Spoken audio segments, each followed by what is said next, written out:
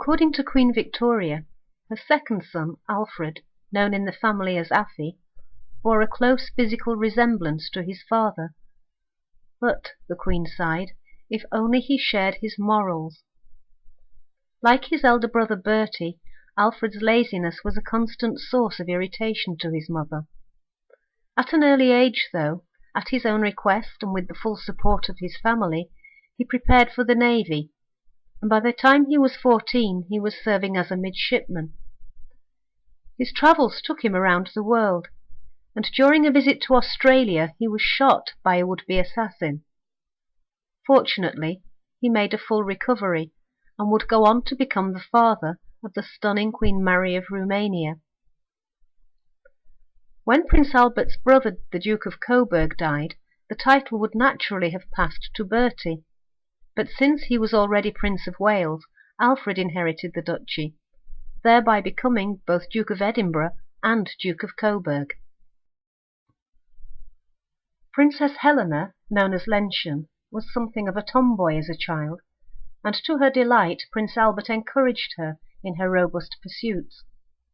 One of her favourite memories was seeing her father watching her with an expression of delight as she galloped apace on a fast horse.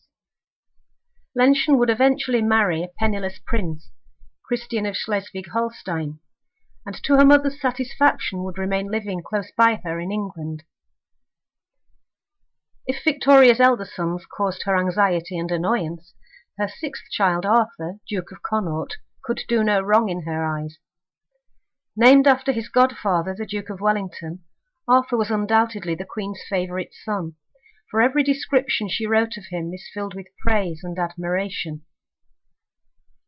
As a serving soldier, Arthur was popular with the men under his command, and made an excellent impression on everyone with whom he came into contact. Unfortunately, his younger sister Louise was far less amenable, and developed a reputation for making mischief in the family. In reality, Louise was a free spirit with a remarkable artistic talent. Even while young, her work was exhibited at the Royal Academy, and her statue of Queen Victoria in Kensington Palace Gardens bears witness to her ability as a sculptor. In spite of her erratic nature and sometimes difficult character, Louise was particularly close to her younger brother, Leopold, Duke of Albany, whose life was tragically blighted by haemophilia.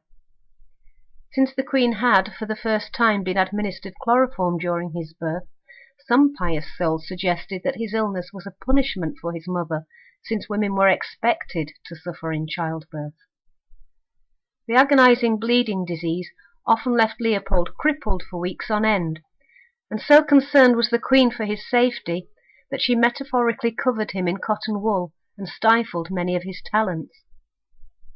Only towards the end of his life did the Queen realize the extent of his abilities, and she would eventually come to rely on him as she had once relied on his father.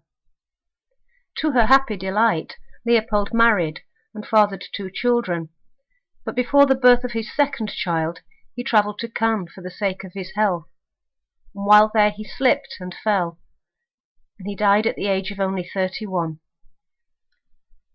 The youngest of Queen Victoria's children, Princess Beatrice, was born in Buckingham Palace in April 1857. She was a bright and cheerful little girl, but when she was 4 years old, tragedy struck the family, and her life, and the life of her siblings, would never be the same again.